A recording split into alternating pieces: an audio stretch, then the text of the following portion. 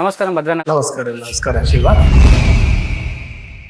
Gen Z generations ఈరోజు అంతా cockroach Janata party trend నడుస్తున్న టైంలో ఈ రోజు ఒక సన్నీ లియోన్ గారు వీడియో పెడితే ఈ రోజు కొన్ని లక్షల మంది షేర్లు కొడతారు, స్టేటస్ పెట్టుకుంటారు. ఈ రోజు పర్యావరణం గురించి ఎవరైనా మాట్లాడితే ఏంటంటే ఒక అంటరాని వాడి కంటే హీనంగా చూస్తారు. ఈ దేశంలో ముఖ్యంగా భారతదేశంలో పర్యావరణం గురించి మాట్లాడిన వాళ్ళని చంపేస్తారు.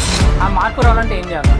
నీ నుంచే మొదలు కావాలి, నా నుంచే మొదలు కావాలి. ఇప్పుడు నేను చేస్తా కానీ మళ్ళీ వేరే వాళ్ళు చేయకపోతే మళ్ళీ అదే రొటేషన్ కంటిన్యూ అవుతుంది అన్న. సో వేరే వాళ్ళు మారాలంటే మనం ఏం చేయాలి? రాజుగారు దర్బార్లో అందరూ పాలు పోస్తారు, నేను ఒక్కనే నీళ్లు పోస్తే ఏందని చెప్పి నువ్వు ఆలోచించవచ్చు శివ. జనాల థింకింగ్ అలా ఉంటుంది. ఆ నీళ్ళన్నింటినీ కూడా పాలుగా మార్చడానికి నువ్వు పోసే లీటర్ పాలు కూడా ఉపయోగపడతాయి. ఈ సంస్థ ద్వారా మీరు ఎంతమంది లీడర్స్ ని ప్రిపేర్ చేస్తారు? ఆ లీడర్స్ అందరూ కూడా ఎన్విరాన్మెంట్ పరంగానే పోరాడతారా? ఎటువంటి నమ్మకాన్ని అందిస్తారు?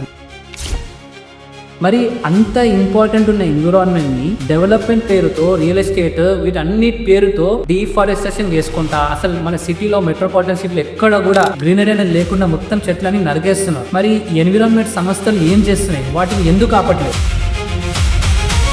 ఎన్విరాన్మెంట్ పట్ల ఎడ్యుకేటెడ్ లేకనా ఇదంతా జరిగేది మన దగ్గర నెగ్లిజెన్స్, అహంభావం, ఈగో, స్వార్థం, కుళ్ళు, మన వ్యక్తిగత కుళ్ళే ఈరోజు పర్యావరణం కుళ్ళిపోతుంది. బట్ దీని పట్ల వాళ్ళ సొంత పుట్టకాలు నాశనం అవుతాయి ఫ్యూచర్ జనరేషన్లో. అదెందుకు గ్రహిస్తారు?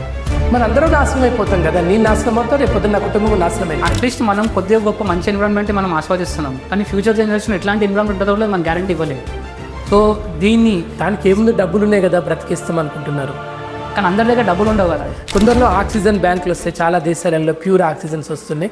తొందరలో సౌత్ ఇండియాలో, ఇండియా లెవెల్లో, ఢిల్లీలో గతంలో పొల్యూషన్ ఉన్నప్పుడు చాలా వరకు ఆక్సిజన్స్ కొనుక్కున్నారు సిలిండర్స్. అంటే అది కూడా ఒక బిజినెస్ అంటారా? అతిపెద్ద బిజినెస్, ఒకటి అతిపెద్ద బిజినెస్. ప్రకృతి సంపదను విధ్వంసం చేసే వాళ్ళకి ప్రకృతి సంపదను అతిపెద్ద వ్యాపారం అవుతుంది. సో నితిన్ గడ్కరీ ఎగ్జాంపుల్ తీసుకున్నాం ఇథనాల్ పరంగా. వాళ్ళ షేర్ బ్యాగ్ వచ్చేసి 40 to 50 రూపీస్ ఉన్నాయి లాస్ట్ ఇయర్, కానీ ఇప్పుడు వాళ్ళ షేర్ బ్యాగ్ వచ్చేసి ఆల్మోస్ట్ 1800 రూపాయలు అయింది.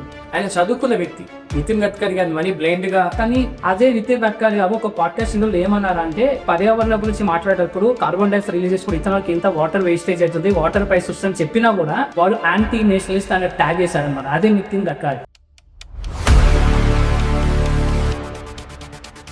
ఇవన్నీ ఏంటంటే అసలు భయం వేస్తున్నాను. అంటే మనం ఇంత డేంజర్ పొజిషన్లో ఉన్నామా అని.